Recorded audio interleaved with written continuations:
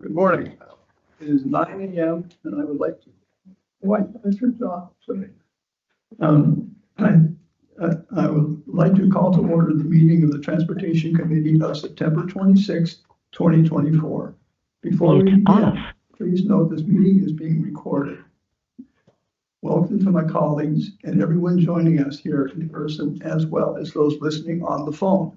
If you would like to provide public comment at today's meeting, and if you have not done so already, please let Thomas in the back of the room or Justine in the call-in line know what times you would like to speak on today. Madam Secretary, please begin by calling the roll. Thank you. And begin with Director Hernandez, who's absent. Moulton Peters is absent. Rabbit. Here. Rodoni. Present. Sefai is absent. Fear is absent. Vice Chair Maston. Here. Chair Hill. Here. And President Cochran. Here. Thank you. You have a quorum, but you are not a committee of the whole. You have 9 members in the room. Also in the room is Directors Garbarino, Tudiche, Roswell, and Terrio. Okay. Thank you, Madam Secretary. Please introduce the first item. The first item is the report on district advisory committees. The report is before you.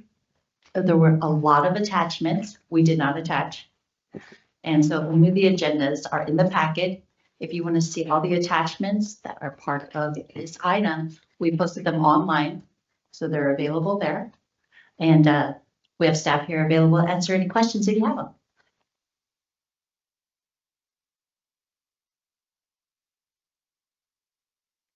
All right, seeing no questions.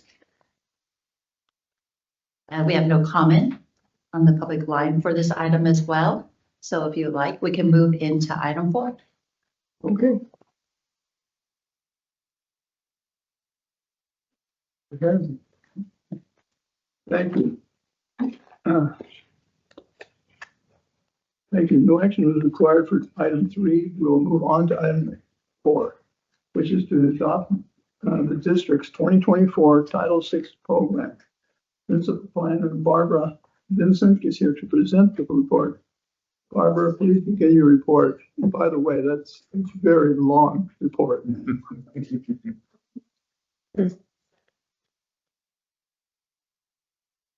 Thank you, Barbara. Thank you. Is my mic on? Yeah, press the button. Press the button. Oh, there you go. Thank you. Yes, thank you, Chair Hill. As you mentioned, my name is Barbara Vincent, and I am a member of our planning department here at the district. And I am in charge of compliance with most aspects of Title VI of the 1964 Civil Rights Act. And yes, it was very long. The item before you today is for the Transportation Committee to recommend that the board adopt the district's 2024 Title VI program and approve the service monitoring portion of the program. If approved, the matter would be presented to the Board of Directors at September 27, 2024 meeting for appropriate action. Title VI of the Civil Rights Act of 1964 prohibits discrimination on the basis of race, color, or national origin in programs and activities receiving federal financial assistance. Recognizing that low-income neighborhoods and communities of color disproportionately bear environmental burdens, Executive Order 12898, issued in 1994, validates a commitment to achieving environmental justice in minority and low-income populations. Executive Order 13166, signed in 2000, requires recipients of federal financial assistance to provide meaningful access to persons with limited proficiency in English. FTA guidelines require that its grantees adopt and submit a Title VI program every 3 years to document the agency's Title VI compliance. The district last submitted its Title VI program in March 2022 after receiving an extension from the FDA. This update is due on October 1st, 2024, and the following update will be due on October 1st, 2027. The Title VI program is compliant with FTA Circular 4702 governing these requirements for submission to the FTA.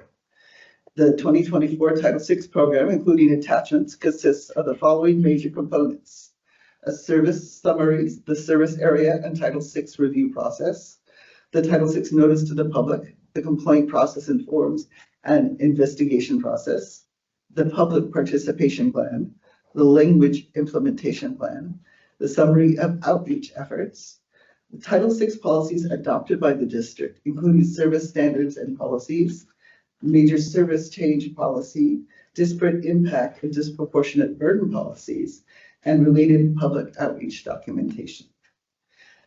We include also a ridership demographic profile, service monitoring results, and the Title VI analyses of major service changes, fare changes, and related board reports that occurred during the reporting period. There is no fiscal impact associated with adopting and submitting the district's 2024 Title VI program to the FTA. The cost of implementation will be determined as the associated tasks are carried out during the next 3 years. These costs are included in the district's operating budget for fiscal year 2023-2024 and will be included in the budgets for ensuing years. That's my presentation, and I'm happy to answer any questions. Thank you. Thank you, Barbara, for your presentations. Are there any questions or comments from directors on item number 4? Silence.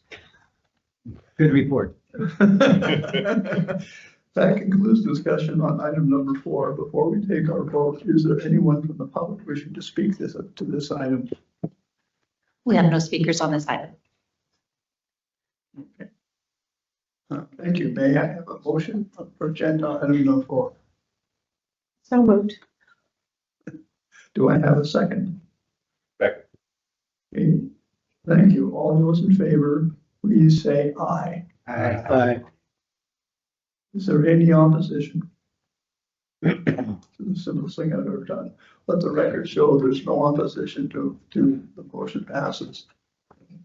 Now we will now move on to item number 5, which is a monthly report on bridge traffic, transit ridership trends, and transit service performance. Dennis, go ahead with your report. Yeah, the report's before you. I'll just hit the one highlight, and that is in July and August, bridge traffic was a little less than it was in July and August the year before. So we had been seeing slow, steady growth in bridge traffic. And so the fact that, we saw 2 months where it was actually a little down compared to the same month a year earlier is something that we'll be watching going forward. 2 months does not make a trend, but bridge tolls is how we pay all our bills. And so I just want to highlight that. Bus and ferry continues to see slow, steady growth. Ferry ridership in the most recent month is only 30% below pre-pandemic levels. Bus is down significantly more, and the bus numbers really are masking how few people they're taking off the bridge, because we're carrying a lot of local riders on our bus system. Because you may recall, before the pandemic, we started picking up, or during the pandemic, we started picking up and dropping off in San Francisco. That's a third of our riders today. On our Route 114, it's half of our riders. So the folks in Mill Valley should be very grateful that 20 people get on the bus at Fillmore and Lombard when it stops briefly, because that's why they have their bus. So anyway, we're watching the trends. Bus and ferry is still slowly going up, but it's important to note that we'll want to continue to watch what happens to bridge traffic, because it may exacerbate some of the financial challenges that we have in front of us. I'm available to answer any questions that you might have. The Chronicle in the last couple of days had a story and with specifics about how BART's numbers are significantly down also. I'm wondering how I know most transit districts in the Bay Area are down, how we're comparing to the other Bay Area transit agencies. Are we worse, middle, similar? Well, there's 2 ways to say how do we compare. One is by ridership, and the other is by finances. So the rural operators, the suburban operators, carry a lot of transit-dependent individuals, that is, individuals who don't have access to an automobile. And so a lot of their ridership is mostly back because they don't have access to an automobile, but they're still going to work, going to school, and going to doctor's appointments. Where people are struggling on ridership is those that carry lots of commuters into San Francisco. Downtown San Francisco has a 37% office vacancy rate, and then the other 63% of space, the folks don't want to go back. And so people that carry a lot of commuters like BART, like Caltrain, like Muni, and like us, haven't seen a return of commuters. You know, we used to run 25 Route 4s out of Mill Valley every morning. That was our busiest commute bus route. Today we run 6. And we can afford to run 6 because half the riders are hopping on in the city, giving us, you know, $5 cash or $4.20 Clipper to go 15 minutes to downtown real quick. So on a ridership perspective, the ones carrying commuters into San Francisco are hurting. From a financial perspective, those that are funded by fares like BART, Caltrain, Golden Gate Ferry was over 50% fare box, and our bus was over 25%. You know, folks that are funded by fares are hurting where they've lost commuters. Folks that are funded by parking, you know, people aren't driving into San Francisco, so they're not parking in San Francisco. So the parking tax is down $50 million a year, are hurting. And people that are funded by tolls like us are hurting. You know, during the morning commute, 5 a.m. to 9 a.m., bridge traffic today is 28% below 2019 levels. So the commute has not come back. So that affects our finances. Transit agencies that are funded primarily by sales tax. Outside of San Francisco, where sales tax is down 15% today because commuters aren't buying that cup of coffee in the morning, the sandwich at lunchtime, and grabbing a beverage after work. But in most areas, sales tax revenues, while they appear flat compared to last year, they're well above 2019 levels. And so suburban operators and operators funded primarily by sales tax don't have a fiscal cliff. So there's about 5 agencies that have a fiscal cliff tied to their revenue stream being impacted by changing travel patterns. And that's BART, that's Caltrain, that's us, that's SFMTA. It's really the 4 bigger ones. And so MTC is very cognizant of that.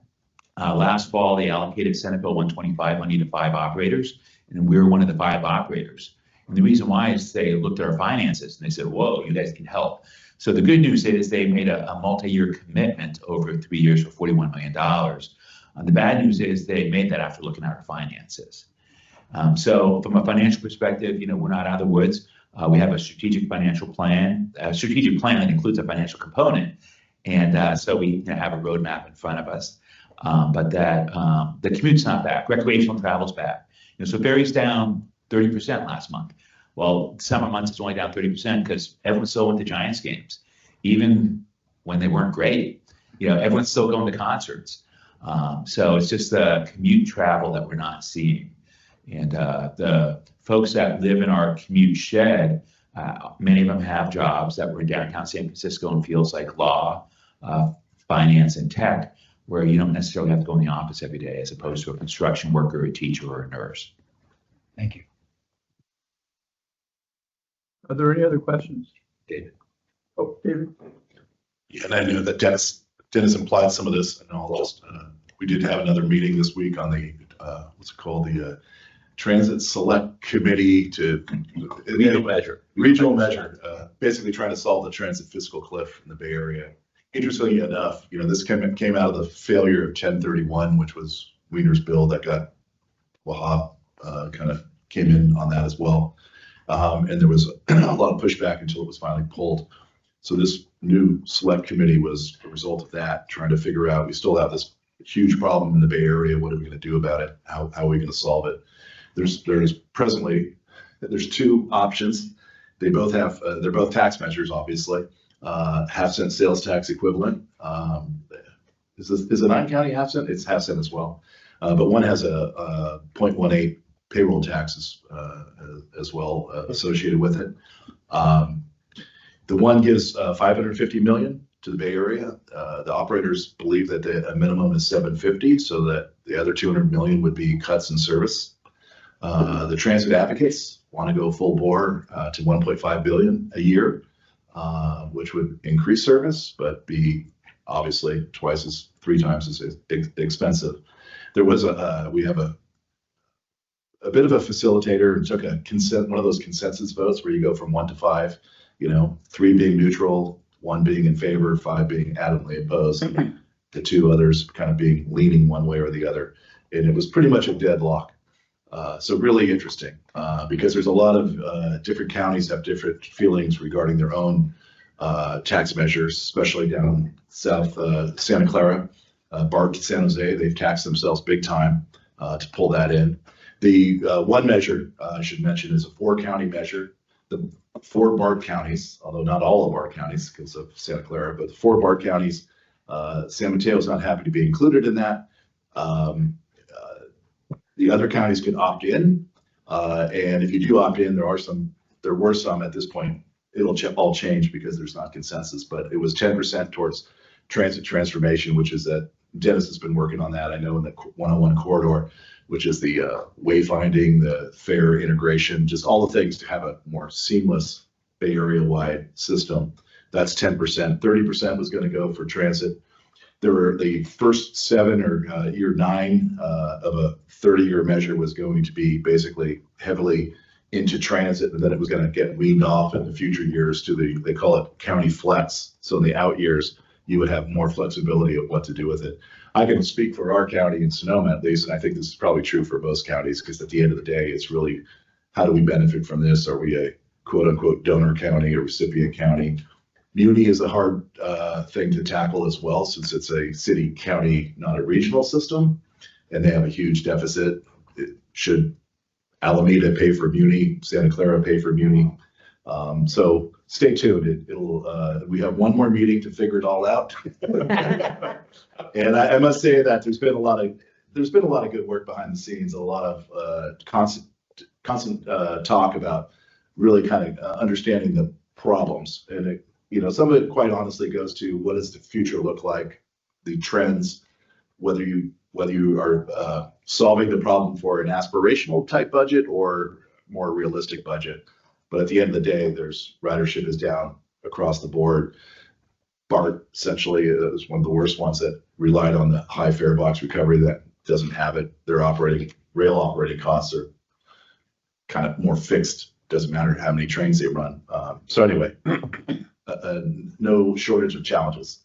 I appreciate the opportunity. Yeah, kudos to Director Rabbit, Director Stephanie Moulton-Peters for their incredible patience as they participate in this process.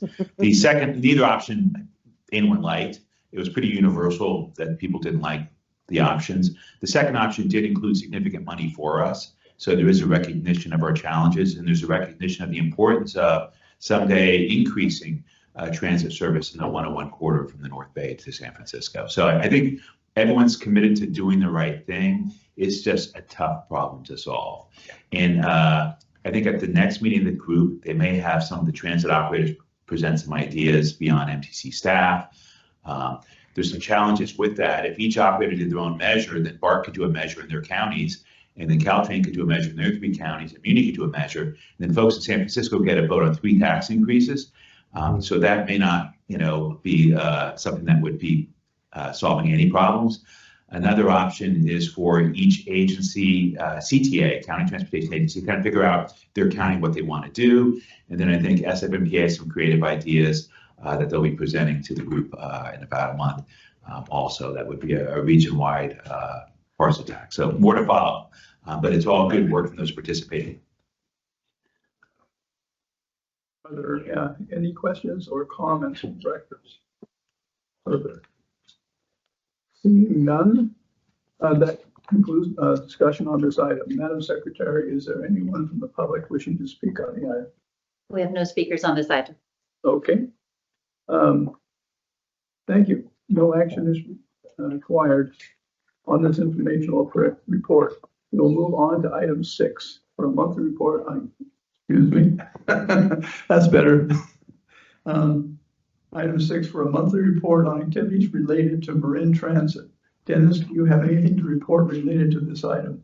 All is good with Marin Transit. I would mention one thing that's not in the written report is that we are operating less service, so we're not utilizing our full bus fleet. And people covet our Gillig hybrid electric buses that we purchased a couple years ago. Some transit operators have been on the bleeding edge of electrification, and so they are struggling to get service out because they don't have adequate equipment. So we have interest from 3 Bay Area operators: Marin Transit, that's why I'm bringing it up now, the Napa Vine, which is an operator in Napa County, and Santa Rosa City Bus, to perhaps lease a few buses from us.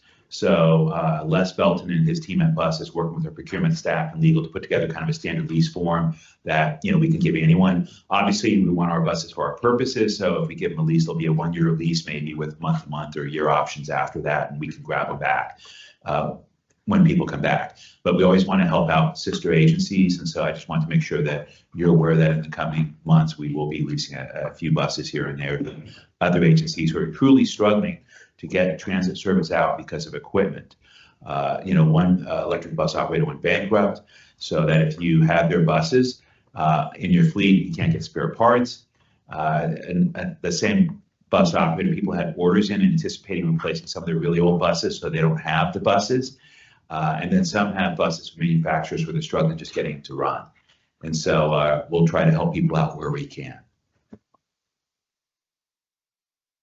Absolutely, this weekend, we will be looking at things like that down at the conference. Let's see, are there any further questions?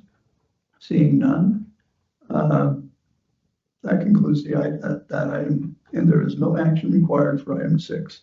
Madam Secretary, is anyone in the public wishing to speak on item 6 and address this committee under item 7, which is public comment? We have no speakers for this committee. Okay.